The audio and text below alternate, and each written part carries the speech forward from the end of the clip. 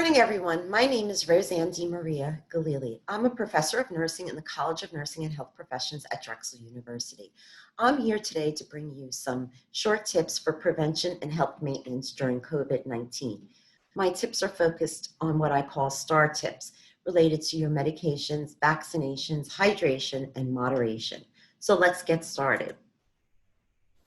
As far as medications, we're all probably 3 weeks into this staying in place in our home. If you're taking any medications for any health conditions, it's a good time to take the medications out of your cabinet and look at the medication bottle. You really want to make sure that you're taking your medications as prescribed by your healthcare professional. You need to take a good look to see if your medication will be expiring soon. On the bottle, there will be an expiration date for the prescription. If it's going to expire within the next 30 days, you really need to call your healthcare professional to get a renewal on your prescription. It's also a good idea to keep a month's supply of your medication on hand so you don't have to run out to the pharmacist to pick up medications. Oftentimes during crises like this, the pharmacy or your healthcare professional could write a renewal for a 60-day supply so that it saves you a trip to the pharmacy to have your medications renewed. But again, that requires you to give a call to your healthcare professional and check in with your pharmacy. Also, if you have seasonal allergies as spring is in the air, it's a good idea to make sure that you have all of your medications that you need if you take any inhalers or any types of antihistamines. Again, make sure that you have them ready to go if you need them to save you a trip to either urgent care or your healthcare provider's office. Now let's talk about vaccinations. If you're following the news and Dr. Fauci from the NIH, you know that they're working very hard on developing a vaccination against COVID-19. But this is also a good time while you're home to really think about your current situation and what vaccinations you may need in the future to stay healthy. And we'll give you a link at the end of this video to the CDC website for what types of vaccinations you might need. It's a self-assessment questionnaire, but it's a really good idea every year to get the flu vaccine, and they usually are ready to be distributed in the fall.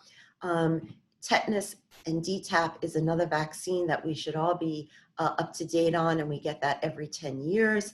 And if you're not sure when the last time you received that, really talk to your healthcare provider about that.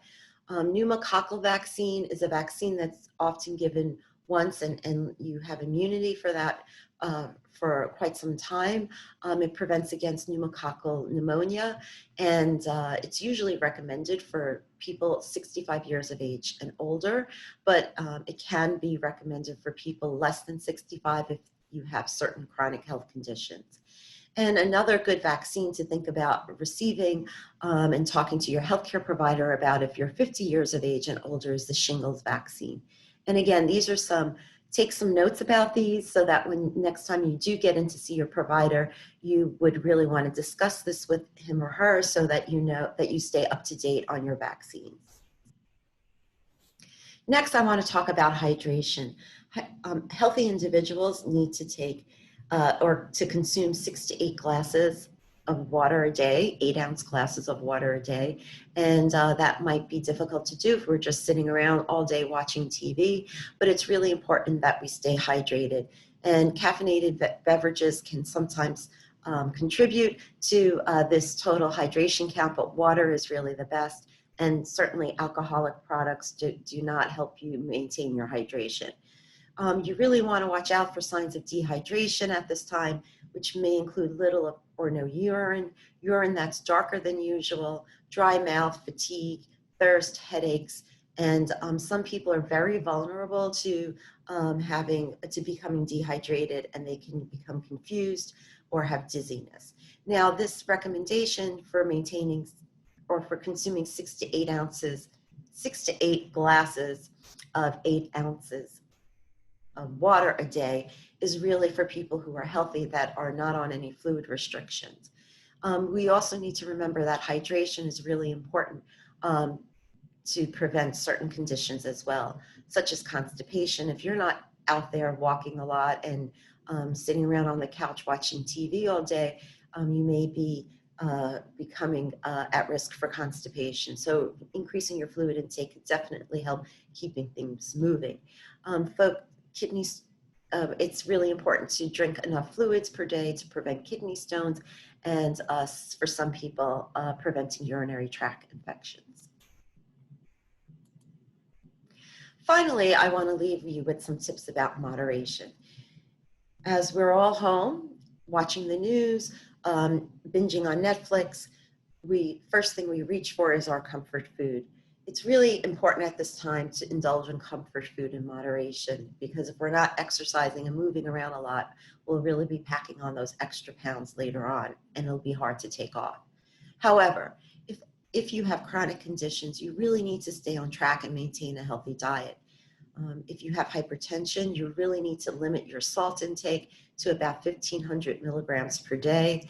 And it's a really good time to start reading the nutrition facts label on the foods that you eat to make sure that you're really watching that salt intake, because the worst thing that we want right now is to develop any complications related to hypertension or to have our high blood pressure go out of control.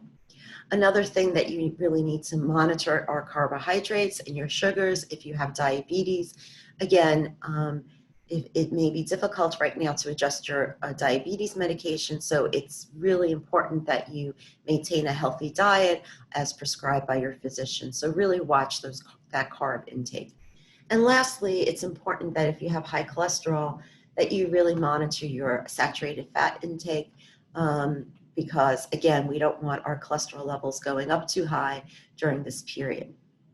So everything in moderation, and if you do have any chronic conditions, please maintain a healthy diet. I want to thank you for your time today. We were going to be leaving you with some links to some helpful websites that highlight some of the information that we discussed today. So please feel free to visit. Stay well, wash your hands, and maintain social distancing. Bye.